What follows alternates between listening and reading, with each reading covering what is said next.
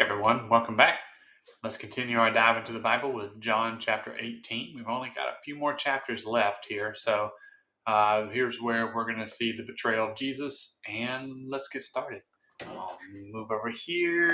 Don't move anywhere. I'm just going to move this. How about that? Let's give you a boop, and here we go. When he had finished praying, Jesus left with his disciples and crossed into Kidron Valley. On the other side there was a garden. He and his disciples went into it. Now, Judas, who betrayed him, knew the place because Jesus had often met there with his disciples. So Judas came to the garden, guiding a detachment of soldiers and some officials from the chief priests and the Pharisees. They were carrying torches and lanterns and weapons. Jesus, knowing all that was going to happen to him, went out and asked them, "Who is it that you want?" "Jesus of Nazareth," they replied. "I am he," Jesus said, and Judas the traitor was standing there with them. When Jesus said, "I am he," they drew back and fell to the ground. Again he asked them, "Who is it that you want?" "Jesus of Nazareth," they said. Jesus answered, "I told you that I am he. If you are looking for me, then let these men go." This happened so that the words he spoken would be fulfilled. I have not lost one of those you gave me. Then Simon Peter, who had a sword, drew it and struck the high priest's servant, cutting off his right ear. The servant's name was Malchus. Jesus commanded Peter, "Put your sword away. Shall I not drink the cup my Father has given me?" Then the detachment of soldiers with its commander and the Jewish official arrested Jesus. They bound him and brought him first to Annas, who is the father-in-law of Caiaphas. Man, some of these words, names, crazy. The high priest that year. Caiaphas was the one who had advised the Jewish leader that it would be good if one man died for the people. Simon Peter and other disciples were following Jesus because the disciples was known to the high priest. He went to Jesus into the high priest's courtyard. But Peter, who was waiting outside the door, the other disciples who was known to the high priest, came back, spoke to the servant girl on duty in there, and brought Peter in. "Are you the one man's disciple too? Are you?" And she asked Peter. He replied, "I am not." First time he denied Jesus. It was cold, and the servants and officials stood around a fire that they had made to keep warm.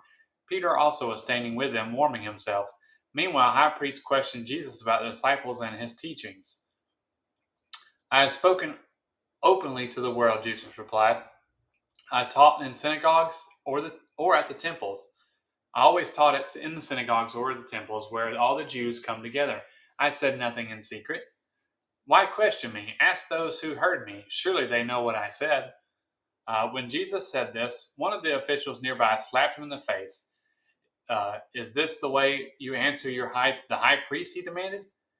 If I said something wrong," Jesus replied, "testify as to what is wrong. But if I spoke the truth, why do you strike me?" Then Annas sent him bound to Caiaphas, the high priest.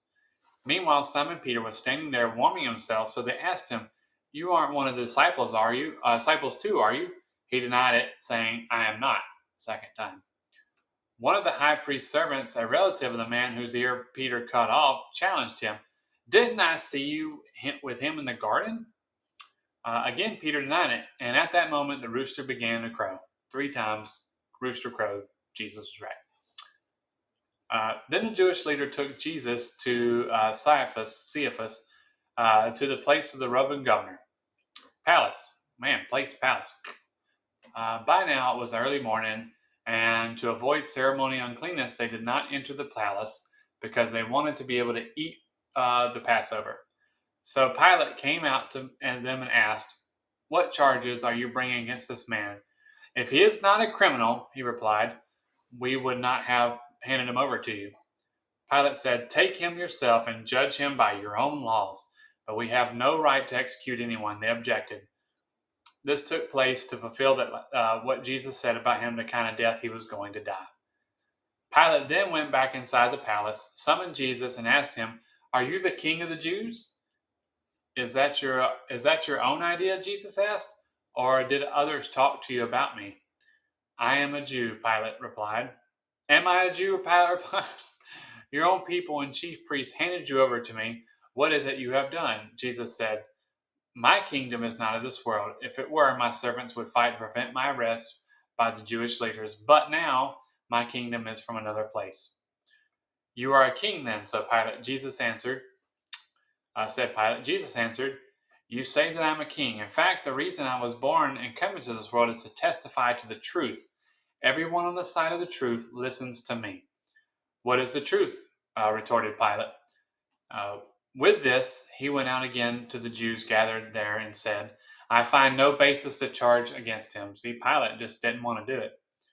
"But it is your custom for me to um, release one of your prisoners at the time of Passover. Do you want me to release the king of the Jews?" They shouted back, "No, not him. Give us Barabbas." Now Barabbas had been taken part of an uprising, in an uprising. Uh, so there we go. Wow, that was pretty short.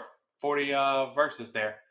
All right. So tomorrow or Monday, we're going to do John chapter 19. And this is where we're going to get into the stuff Jesus went through before he was crucified. The floggings, crown of thorns, stuff like that. So have a great weekend. Enjoy yourself. And Jesus loves you. Bye. Go home. Bye.